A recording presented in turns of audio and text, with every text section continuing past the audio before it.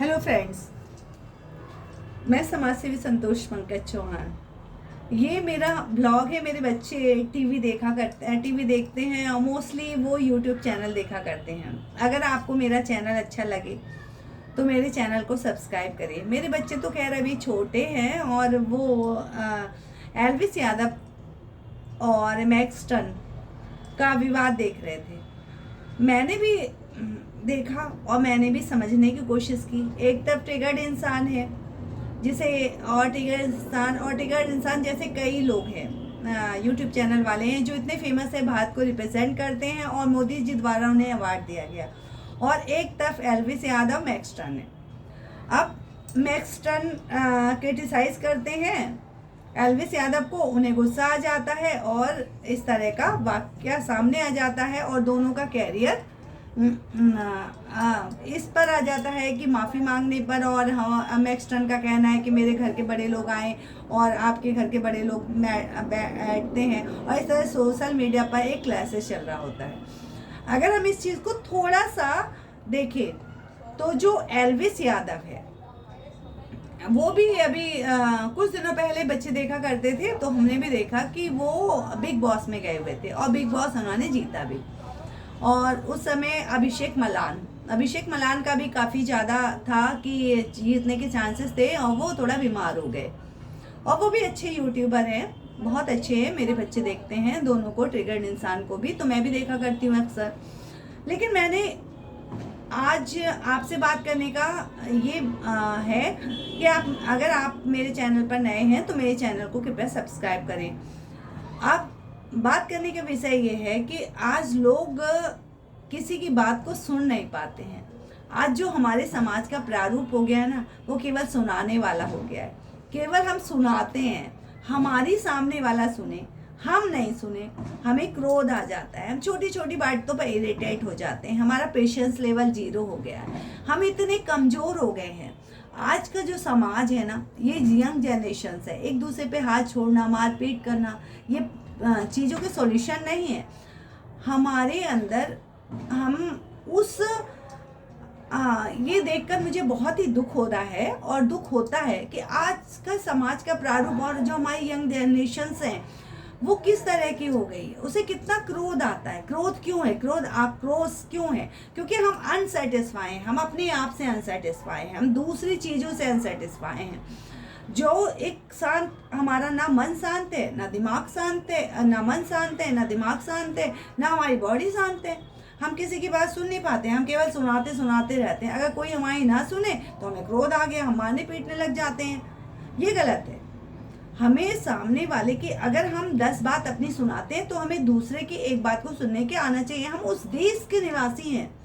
इस पर मुझे बहुत ही ग्लानि होती है कि हम उस देश के रहने वाले। दुख होता है जहाँ कृष्ण कहते हैं, जहाँ कृष्ण 108 गाली जरासंध की बर्दाश्त करते हैं। उनकी बुआ का लड़का होता है, वो नहीं इतनी गाली देता, भरी सभा में वो बर्दाश्त कर जाते हैं और कहते हैं, कृष्ण कहते हैं कि तुझे मैं 108 गाली के बाद ही तेरा सर कलाम करूंगा। और वो लगातार उसकी एक एक गाली को गिनते हैं।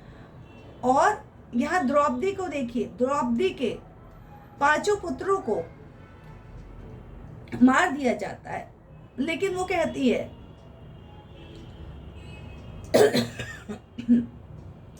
जब कृष्ण उनके 5 पुत्रों को द्रोणाचार्य के पुत्र को लाते हैं तो कहते हैं कि भाई इनको मैं मौत के घाट उतार दो। तो वो कहती है कि इनको मौत के घाट उतार देने से मेरे पुत्र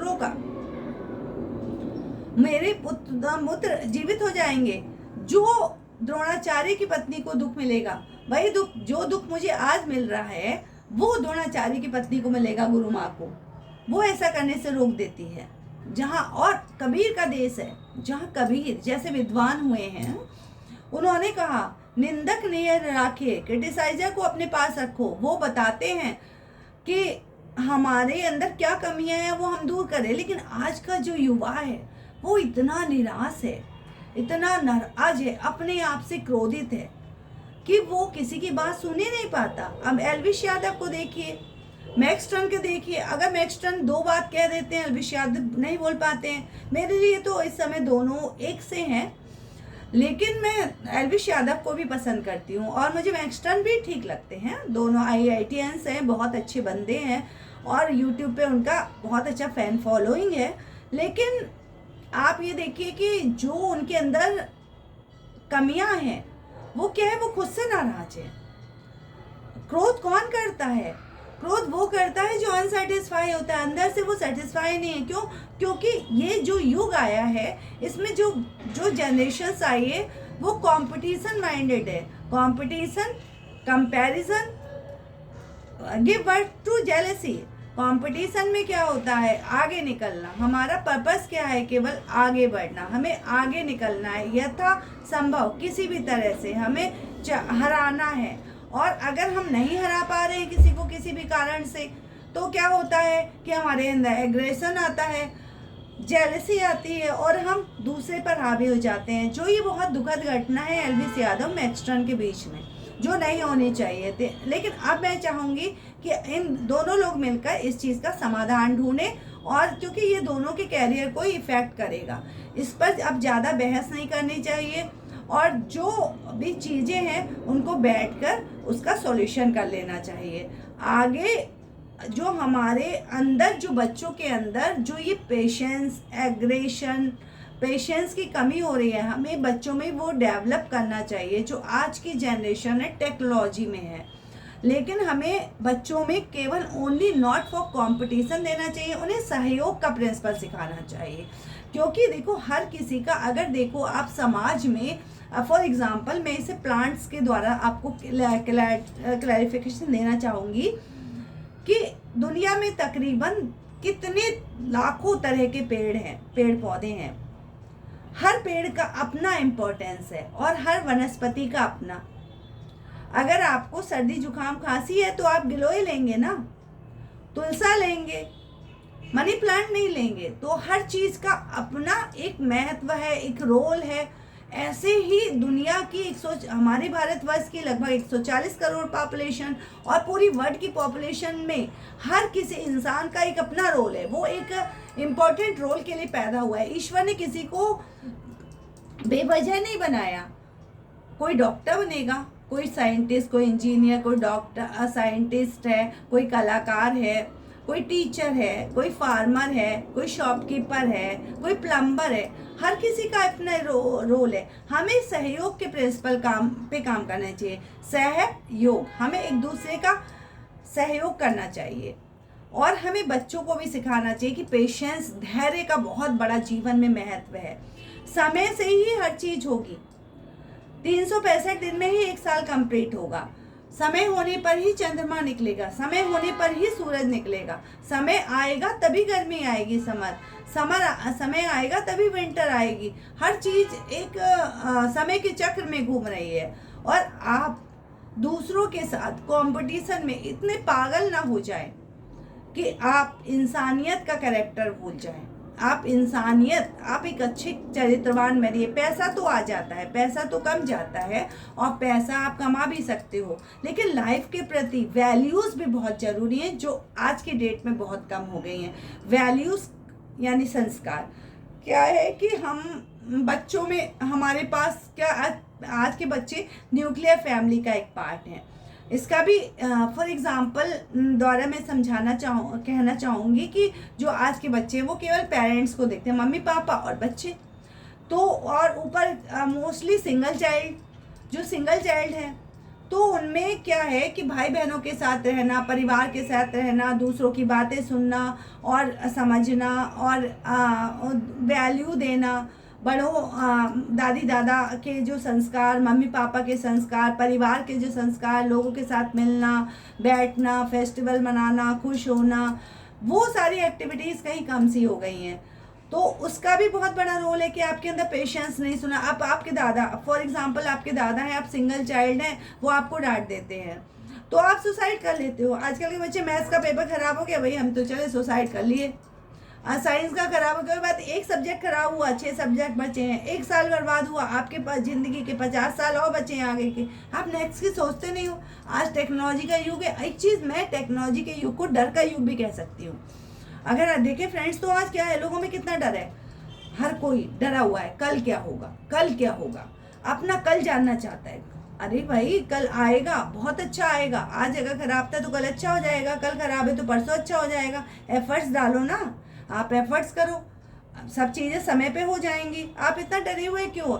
हर किसी को डर है, अरे कल भूकंप आ जाएगा, अरे जो होना होगा वो होगा, प्रकृति के साथ चलो, इतना डरने की जरूरत नहीं है। Trust in God, nature, trust in nature, nature के साथ ट्रस्ट करो। इतना एग्रेशन की भी जरूरत नहीं है। हमें बच्चों में संस्कार और वैल्यूज देनी चाहिए। आज की डेट में क्या होता है, जो बच्चे भाई बहनों के साथ बड़े परिवार में रहते हैं, वो उनके अंदर पेशेंस, धैर्य, ये सब चीज़ें आ जाती हैं। लोगों के साथ मिलजुलना, बैठना। आजकल क्या है, सिंगल चाइल्ड है, पेन चाहिए ले लो, बाइक चाहिए ले लो, गाड़ी चाहिए ले लो, कंप्यूटर चाहिए ले लो। पेरेंट्स क्या होते हैं, अपने बच्चों से प्यार करते हैं, माता पिता दे देते हैं। आज मैं और कुछ ऐसे भी बच्चों को देखती हूँ जो अपने माता पिता को इतना ज्ञान देते रहते हैं, लेकिन बच्चे क्या सोचते हैं कि हमारे माता पिता को तो कुछ पता नहीं है, हमें सब कुछ आता है। लेकिन फ्रेंड्स, वहाँ पर माता पिता इस चीज़ को सुन के खुश हो रहे होते हैं, लेकिन उनके पास जो चीज़ होती है वो आपके पास कभी नहीं है। उनके पास है जीवन का तजुर्बा, अनुभव, जो आपके पास कभी नहीं है। पेशेंस बहुत ज़रूरी है, अनुभव बहुत ज़रूरी है। 1 साल में ही पपीता क्यों फल देगा, 6 महीने में ही गेहूं क्यों की फसल क्यों होगी। हर चीज का एक टाइम है, समय पे होंगी। जो बाल सफेद होते हैं उनका भी होता है कि एक तो टाइमली आज की डेट में पॉल्यूशन की वजह से हो जाते हैं, तो कहीं ना कहीं इसमें पेरेंट्स की भी कमी है कि हमें बच्चों को एजुकेशन तो दे रहे हैं, हम शिक्षा दे रहे हैं, नो डाउट अच्छी शिक्षा दे रहे हैं। हर कोई चाहता है कि हम बच्चों को अच्छे से, लेकिन हम उन्हें 2 चीज़ें नहीं दे रहे हैं, एक समय नहीं दे रहे हैं, एक संस्कार नहीं दे रहे हैं। और हम समय और संस्कार नहीं दे रहे हैं, जिसकी वजह से आज नहीं कल आपका बच्चा खुद समाज में सफ़र कर रहा है, समाज के साथ सहयोग नहीं कर रहा, ना वो सहयोग कर रहा है और ना उसके साथ लोग सहयोग कर रहे हैं। तो असहयोग का जो एनवायरनमेंट है, अपने आप से जो नाराजगी का एनवायरनमेंट, कंपटीशन है, हम बच्चों को समझाएं कि हर किसी चीज़ की अपनी वैल्यू है और आपकी एक वैल्यू है। आपको जो भी ईश्वर ने दिया है, आप उन सब चीज़ों का रिस्पेक्ट करें। आज फ्रेंड्स, फॉर एग्जाम्पल, हम बच्चों से कहते हैं, बच्चा कहता है मम्मी हमें कंप्यूटर चाहिए, तो हम कहते हैं लिवेनो का ले लो। बच्चा कहता है नहीं हमें SCL का दे दो, यहाँ दूसरे भी ब्रांड बताता है, वो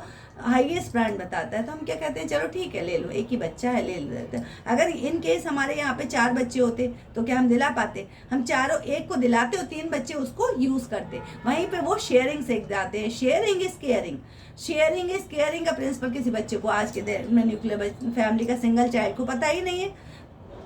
एडजस्ट करना उसे आता नहीं है, किसी की वो सुन सकता नहीं। जो चीज़ उसे हर चीज़ उसे टाइम पर मिली है, टाइम की चीज़ों की उसे वैल्यू नहीं है। हम बच्चे को बताते हैं भाई हमने तुम्हारे लिए 15 लाख की गाड़ी ले दी, हम ये नहीं बताते हैं। हम आज की डेट में फ्रेंड्स, हम अपने बच्चों को वैल्यूज़ नहीं सिखाते। हम उन्हें ये नहीं बताते कि बेटे जो पेन है उसका काम है लिखना। 1 रुपए का पेन भी, अगर आप 1 रुपए के पेन से 1 + 1 = 2 लिखोगे तो भी आपको कम फुल मार्क्स मिलेंगे 10। और आप 1 लाख के पेन से भी 1 + 1 लिखोगे तो भी आपको 10 मार्क्स मिलेंगे। और आप 1 - 1 1 + 1 = 0 लिखोगे 1 करोड़ के पेन से तो भी आपको 0 मिलेगा। अगर हम लोगों बच्चों को वैल्यूज़ नहीं सिखा रहे, माता पिता की वैल्यू, टीचर्स की वैल्यू, डॉक्टर्स की वैल्यू, साइंटिस्ट की वैल्यू, हम क्या सिखा रहे हैं? कपड़े की वैल्यू, कपड़े का क्या वैल्यू है? तन ढकना। कपड़ा क्या होता है कि मोस्टली पहना जाता है कि हमारी बॉडी को कवर अप कर सके।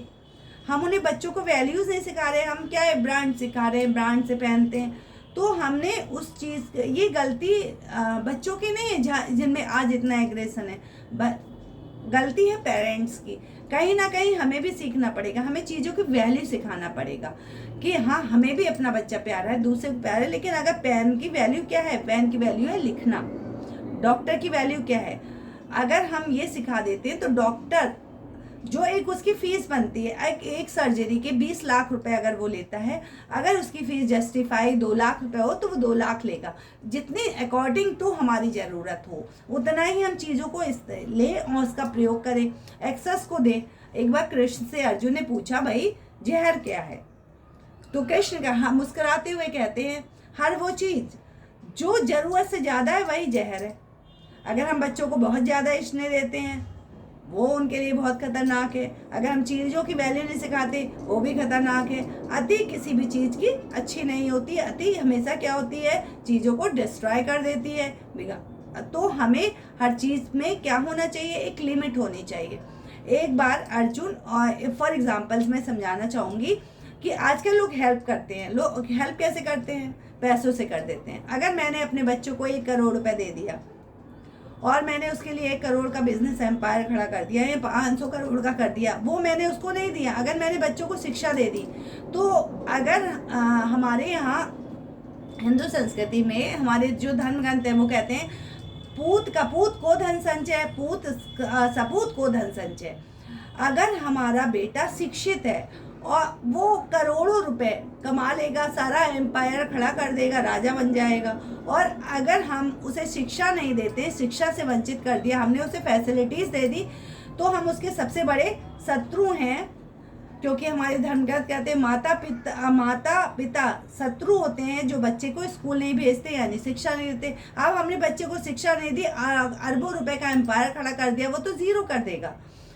तो हमें बच्चों को अच्छी वैल्यूज़ और शिक्षा दोनों देनी चाहिए जो उनके उज्जवल भविष्य की जरूरत है। क्योंकि पेरेंट्स हमेशा नहीं रहते, ना हमारे रहे ना आपके रहे ना हम रहेंगे। इस दुनिया में एक साइकिल चलता है और उस साइकिल को चलाने के लिए बच्चों के अंदर टैलेंट होना बहुत ज़रूरी है कि वो अपनी आजीविका को खुद कमा सकें। उसके लिए शिक्षा ज़रूरी है। शिक्षा भी इस लेवल की हमें बच्चों को प्रोवाइड करानी चाहिए कि वो अपने देश का, अपने परिवार का, अपने माता पिता का, अपने फ्रेंड्स का, अपने समाज का सम्मान कर सकें।